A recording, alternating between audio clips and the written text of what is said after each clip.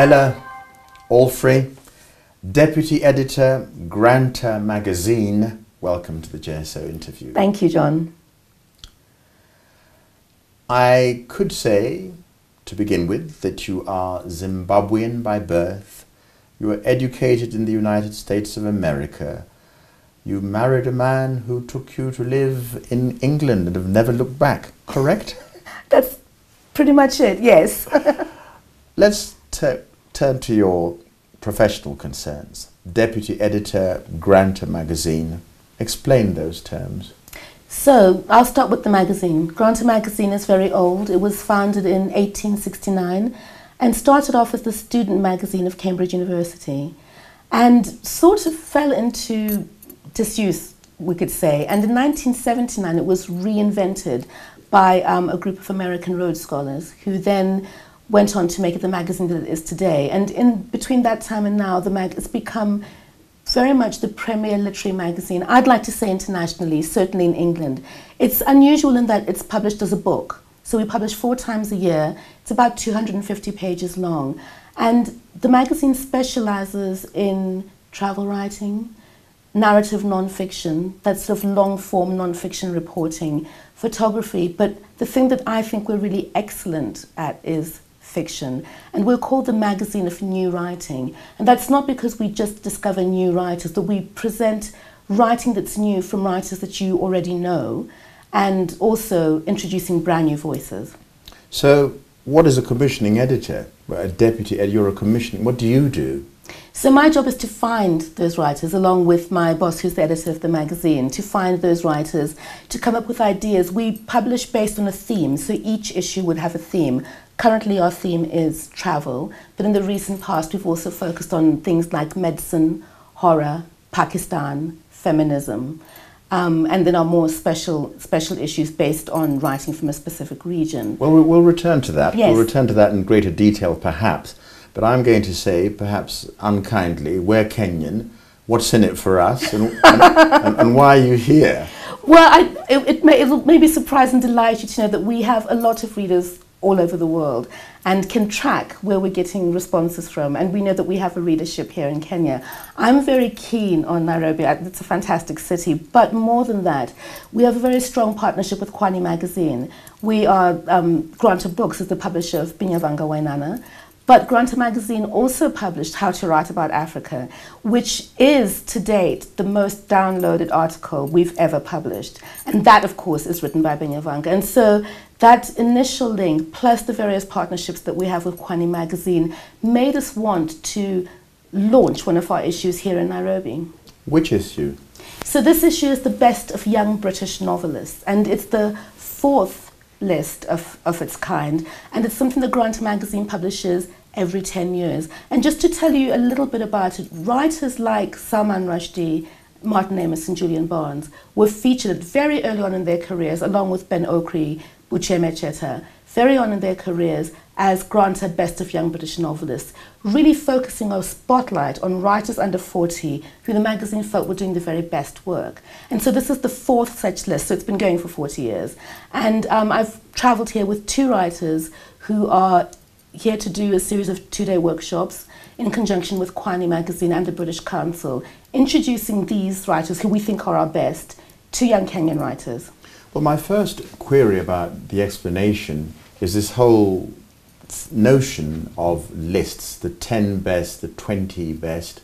Surely it should irk the creative process that you have the temerity to choose the 20 best in any society of millions of people. Oh, I think many would agree with you. I think there are many critics and readers who would agree with you. I think, to my mind, a list is always about... But it generates sales. If you're on the list, then people will read it. And the very if I happen to come from Pakistan, then another million, because it's a very cynical move to create lists. I don't think it's cynical. Publishing is a business. And I think, you know, one can get lost in the whole idea of creativity and having a story to tell and forget that writers actually have to eat and feed their families. I have to feed my families and educate my children. It is a business.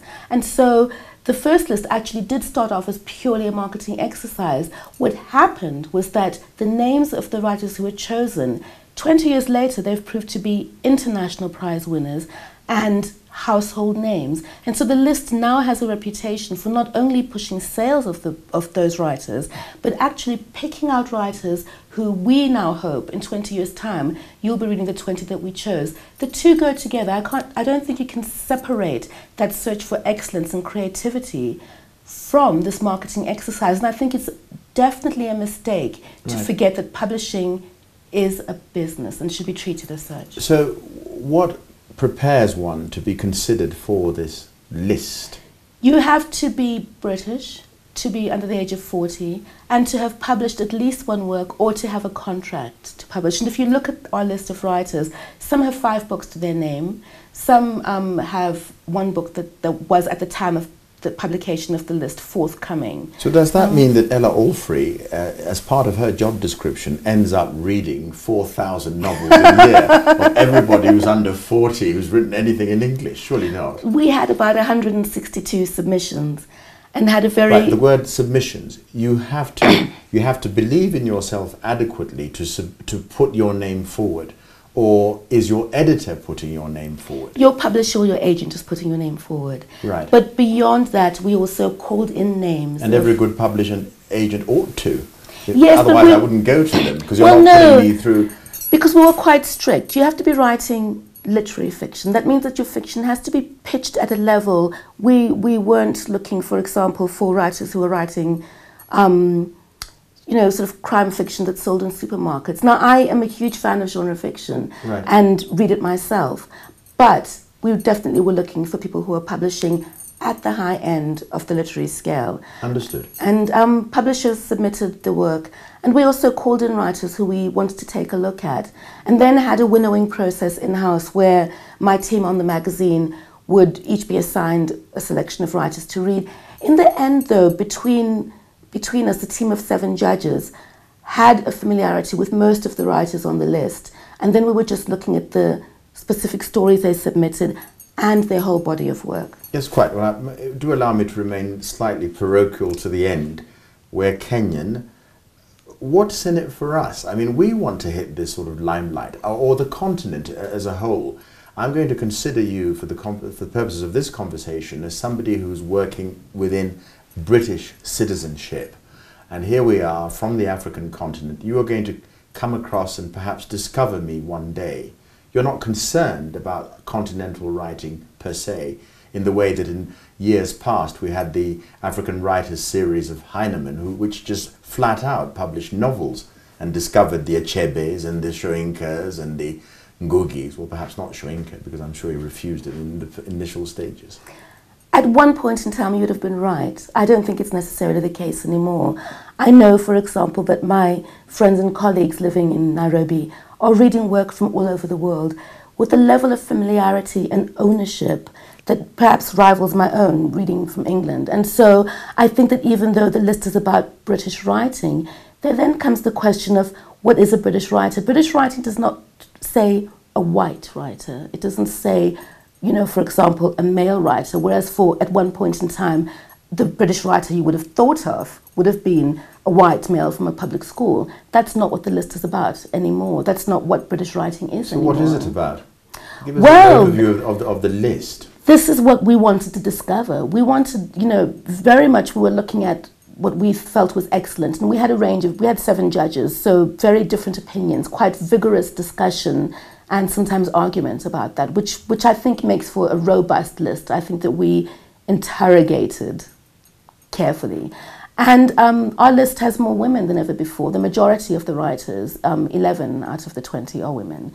But we also, interestingly for the purposes of this conversation, have 3 writers of African descent. So one whose parents are from Somalia, two whose parents are Nigerian, one of whom is half Ghanaian. And that was really interesting for us as judges